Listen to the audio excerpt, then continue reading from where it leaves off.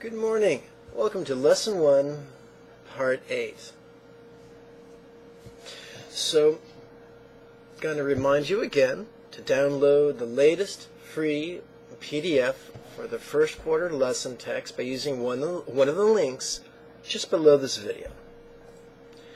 Okay, so in prior lessons we discussed the cover sheet, the table of contents, page 3, and we're working our way through page 4. Last lesson we started exploring the contrived concentration. Actually, we began that in lesson 6. In lesson 7 we explored contemplative notation, which comes to the first line. Where is this crown ohm wheel? And you'll notice this is a question. It's not an affirmation, which begs the question, why, Lama Jigme? Why don't you use affirmations? Because affirmations just don't work.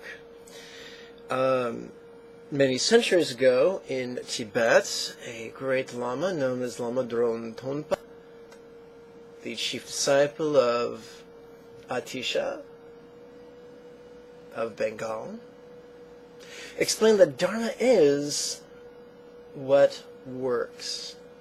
And so, although I might not be in the majority, I'm not a complete insane guy for saying that, for taking a profoundly pragmatic approach to the teachings. After all, the British used to say the proof of the pudding is in the tasting.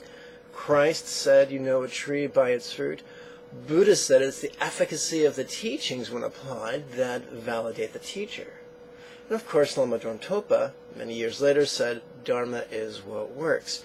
But affirmations don't work. Why? Why don't affirmations work? Because affirmations are just lies that we tell ourselves, in the hopes that if we tell ourselves these lies enthusiastically and frequently, they'll cease to be lies and become facts. Folks, no matter how many times you tell yourself 3 + 1 = 12, it won't. Come, let's explore this by means of example. Let's pretend we had a friend named Fred. Fred is driving to his work in his car. Fred is on his way to the most important meeting of his life. Sadly, Fred is stuck in a traffic jam. And when I say traffic jam, what I really mean is gridlock. And of course, of all the places to be stuck in gridlock, he's stuck in a dead zone where he can't get any cellular reception. Fred can't get to work. Fred can't call work. Fred can't call his personal assistant. Fred can't call the client. Fred's up Schitt's Creek.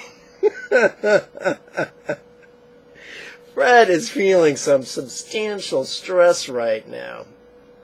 So as he grasps his steering wheel with white-knuckle intensity, with the utmost of enthusiasm, the best of intentions, he says, "I feel serene and happy." And deep down in the innermost recesses of his soul, a still small voice that sounds an awful lot like Bart Simpson says, "Eat my shorts."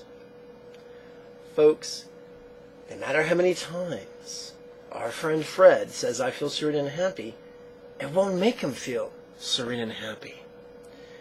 Using an affirmation to change your circumstances or your feelings or your personal attributes is using force to fight force. It's like two trucks hitting each other head on. Never a good day for the drivers. Affirmations don't work. Then what does? About 20 years ago, a very popular self-help guy said, questions are sometimes the answer. That's not surprising because the ancient Chan masters of China often used questions to deliver Dharma points. So what works what do I use in lieu of affirmations? I use questions. I use assumptive, rhetorical, mantra-empowered questions. What are those? We'll explore that in the next 3 videos. Now, at the end of my last video, I reminded you to click the subscribe button. I'm not going to do that this video. This video I'm going to remind you to click the like button. And after you click the like button, 3 little, what's it called? Social network buttons will appear, and will give you opportunity to share this video with your friends on Facebook, Twitter, and Google+. I invite you to do that. I won't tell you that there's a link below this video so you can register for the next series of weekly webinars. But I will remind you that the next series of weekly webinars begins September 6th. I'll see you there. Until next we speak, may you and yours be healthy and happy. Om Mani Padme Hum. Bye-bye.